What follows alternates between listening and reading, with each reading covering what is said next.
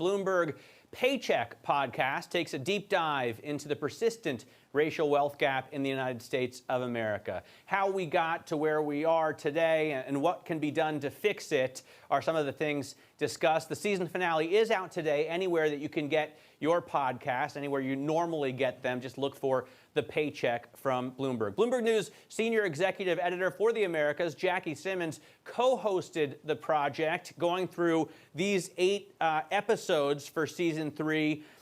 Talk to me, Jackie, about your biggest takeaways from this project.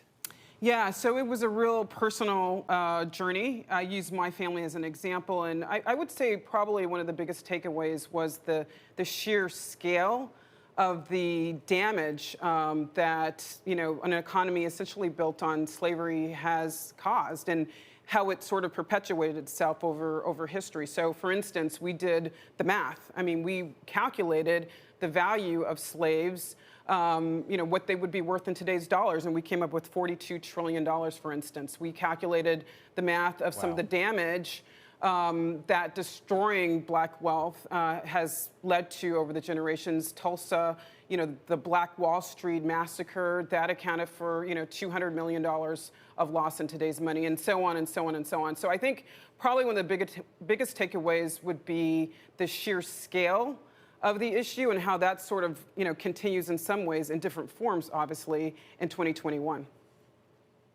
Yeah, it's an absolutely, the numbers are huge. It's a gigantic topic, obviously. Jackie, what was the biggest surprise to you throughout the season?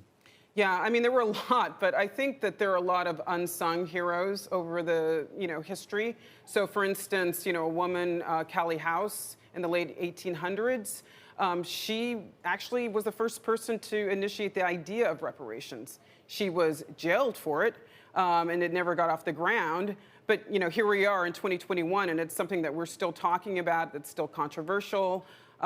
We might see more and hear more about it.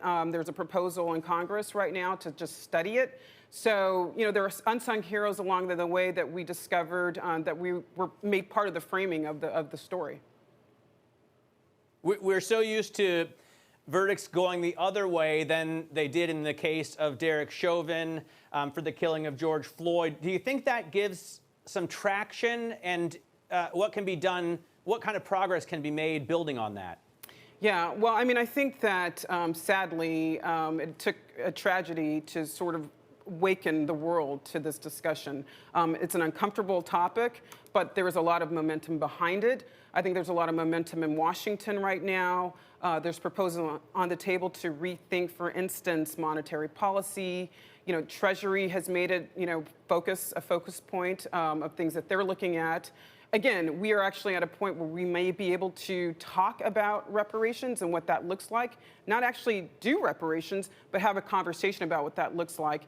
And then, I would just say in the last episode, which I would really encourage people to take a listen to, it's an amazing bookend to the first episode, which is my family's story of land loss and wealth loss. And it sort of ends with my colleague, Claire Sudduth, who is descendant from a slave owner. And she talks a little bit about the importance of acknowledgement and truth, and just basically understanding the history in order to move forward.